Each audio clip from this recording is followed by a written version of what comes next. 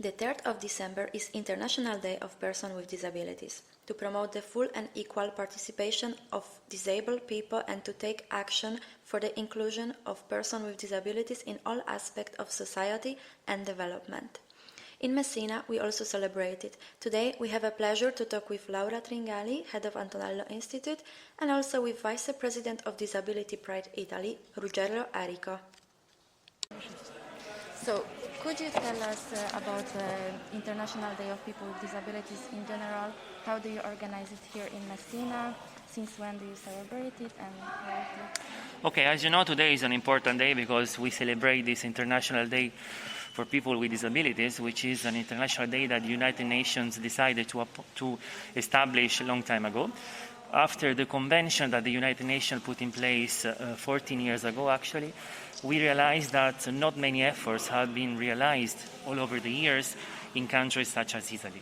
So what we are trying to do is that we are trying to collect many initiatives and to build up a proper set of initiatives that can somehow raise the attention, especially towards the civil society.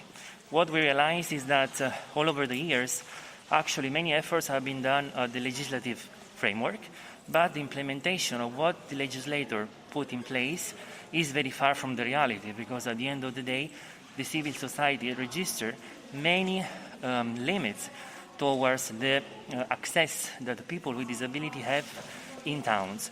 For instance, the effort that the city of Messina is doing is that we are trying to analyze, first of all, the situation and map all the disabled people that are present in the territory. Second, we have to distinguish what are the access that at the moment lack in town. For instance, we're talking about the access to education, to health, to jobs, and I have to admit that in Messina many efforts have been done. So the idea is that we map all over the year all these initiatives, and we're gonna somehow represent all the issues that the community is raising to us, and somehow we're trying to read what are the needs that they have to solve. So what are the institutions that are helping disabled people in Messina right now? Okay, in Messina at the moment we have let's say the city in general that is doing many initiatives. We have Laura Tringali, as you know, that is doing a big effort towards the schools. Especially during this COVID pandemic, we realized that the education towards people with disability, as you know, is somehow even worse, because normally during the pandemic, when you have people that already have somehow pre-emergency problems, during the pandemic the situation becomes worse.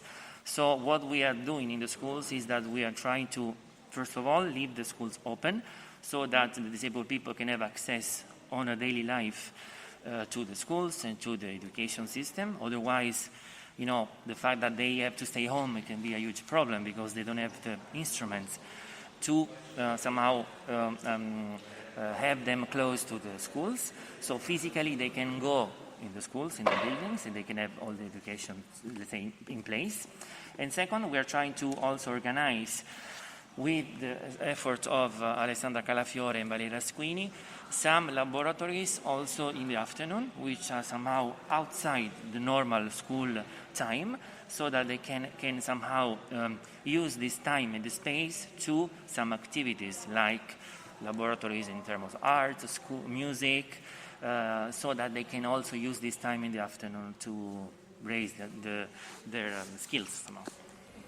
Okay. And what is the situation on a job market for people? This is a crucial question, actually, because the fight that we're trying to do is that we want to include these people in the job system based not only on the disability, but based on the merits, because we realize that normally the access to job very often is given only because people have some disabilities.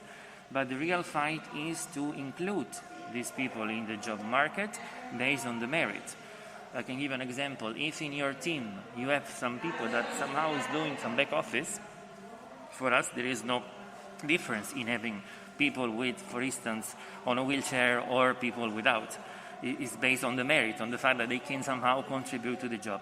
So the effort that we all have to do is to increase the access to the job based on the merit. Okay. Last question.